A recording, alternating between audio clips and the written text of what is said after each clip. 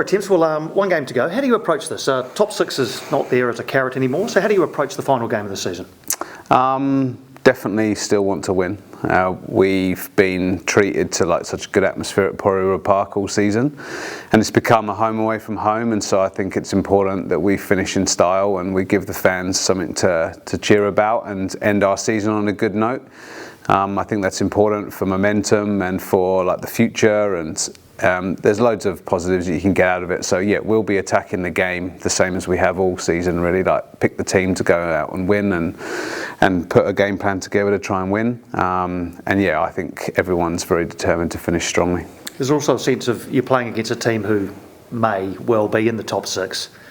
If you can beat them, I guess, I don't know whether it proves something or not, but is there extra motivation there that you're playing against a team that may well be in the finals?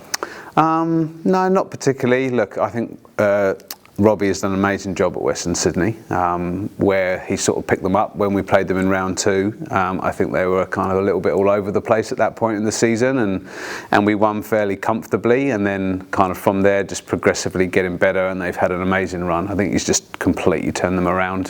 So there's no motivation to beat Western Sydney specifically or stop them getting into the finals. It's very much just internally focused on us. We are playing for a trophy, which we won over there, which will be something to motivate us as well, to try and keep that for the season.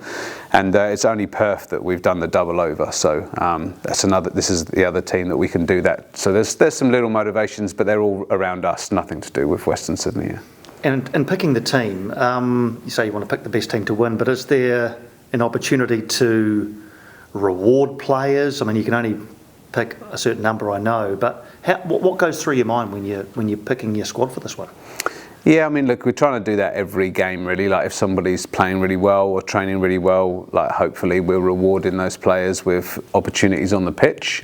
So nothing really changes too much. I mean, I think these games traditionally, you see lots of younger players come out and sort of academy graduates get an opportunity.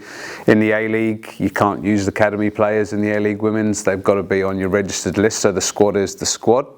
So to a certain degree, you're kind of you've got your squad and you're going out to put the team out to try and win the game. But it does give us an opportunity to also look ahead a little bit to next season and maybe some players that haven't played as much in the recent kind of 6 to 8 weeks, looking at them and giving them an opportunity to play.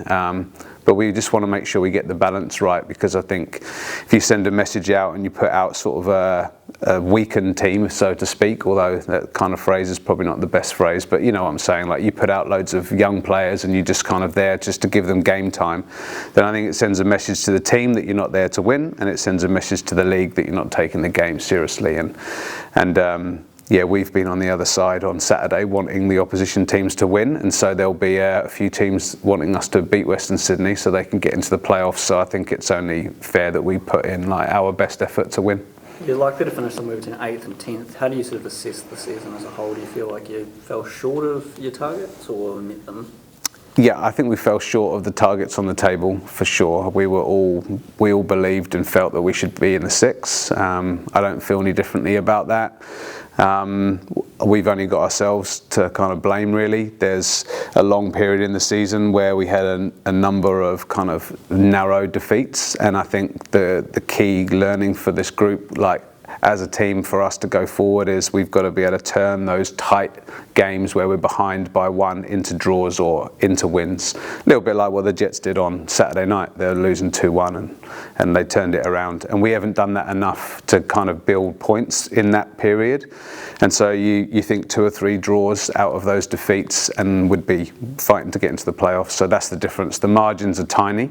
There's not a lot between the teams in the league in terms of level, I don't think. There's no teams way above the others.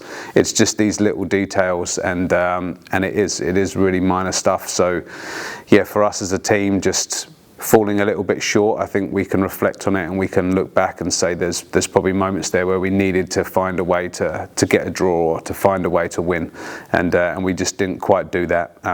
So on the position on the table, we're probably not happy with where we finished, and we want to be fighting to be into that 6 for sure. So falling a bit short there, but there's lots of positives for us, in terms of way more points and way more wins and scoring way more goals. So we've made a lot of progress in those other areas, and had to contend with quite a lot of serious injuries and stuff throughout the season to key players. So overall, there's been some pretty good positives, but yeah, we're definitely short of where we want to be. What's missing from this squad to make finals next year? I don't think there's like an awful lot missing from the squad that we've had this year. Like, we believe a lot in what we've got here, and I think, every team has their injuries, every team has their kind of suspensions and things throughout the season. We seem to have kind of copped it reasonably badly this year with some players. When you look at the first 6 games of the season, where Mac and Marisa started at centre back, we were real solid, we weren't conceding many goals, and then you lose her for the season, you've got to start a new centre back partnership. That was kind of building up momentum, and then we lose Rebecca. We've lost Kate for various parts of the season, who's very defensive minded in that midfield. We've had ALeague, as well, like at the start and at the end of the season out, where we really needed that kind of experience. So those things have definitely had an effect on the ability to be able to grind out performances and grind out results. But I have been really happy with some of the progression of the players this season, and I think like some of the younger players have really stepped up and done well. Players that have had opportunity to come into the team have done really well. So I think our squad has been tested to its maximum, and for all intents and purposes withstood the demands of what the season's done. But any team is going to miss key players when they're out, and so we just I think we'll look back and think if we can have a cleaner run, like that would have made quite a difference with the injuries. So yeah. Do you know the budgets or anything you're working with next season? Because there's a league-wide crunch on there is, salaries and all the rest of it. Like, can you go after the football firms you're after, or is there new targets, or how are you going to address? Yeah, look, I don't think we have a defined exact what that looks like for next season at this point. I think it's pretty normal for it to happen in the off season and work out what you're doing, what the plan is. But the club are being super proactive in that space, which has been great. Really supportive of us this year. You have to kind of keep paying the players that are injured. So like the Marisas and Graces, it costs the club money to add players to the roster to replace them, and so like they've been so supportive in terms of allowing us to do that. I think if we hadn't have been able to bring in Tiana, for example, we would have been really struggling at centre back. She's almost played every minute of every game since she's been here, and sort of she arrived as that injury replacement. So the support the club have given me in terms of like the squad has been fantastic, and I think the ambition is for us to like keep moving forward, and so I don't see that changing for next season and future seasons. Do you want to stay to build on what you've done this season?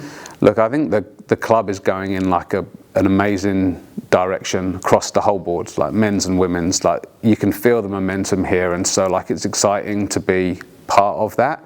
And I think like this team it's been a frustrating journey for everyone following, for everyone involved, because we've kind of been so close but ended up kind of a little bit short, and so those disappointments are always kind of there in the background. But you've got to keep looking at what are the positives, like where can we go to next, like what can this team achieve. And I think the players that we have here, some of the talent coming through, there's some big things ahead for this group. So yeah, it's exciting. So is that a yes? You want to I've got a contract, yeah. So I signed a 2-year deal. So yeah, firmly kind of looking towards like next season. Okay, what do we need to do better?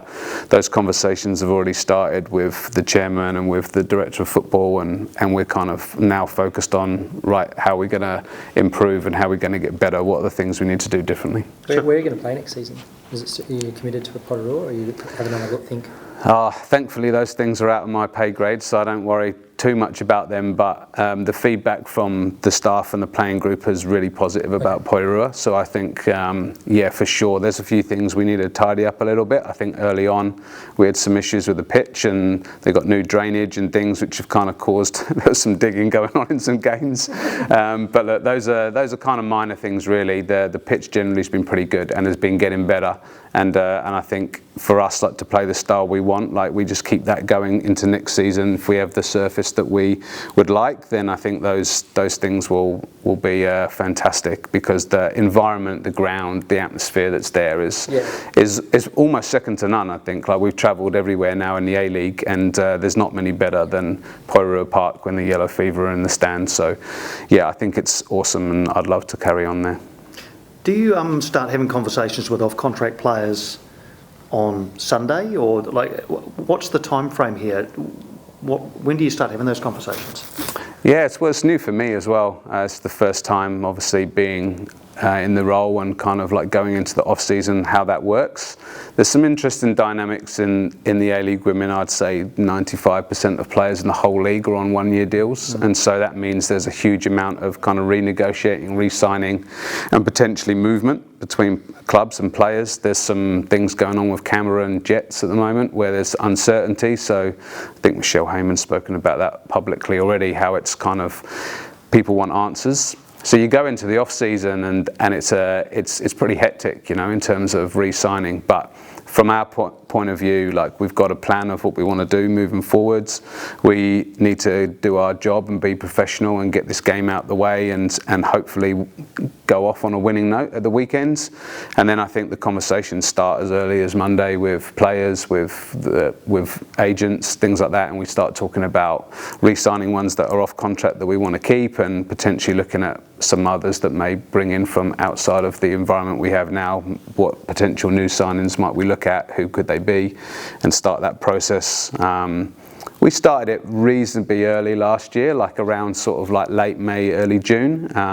But even then it was a rush, like getting it all done in time. So I think the sooner you start that process, the better it is for everybody, the more clarity it is for the players.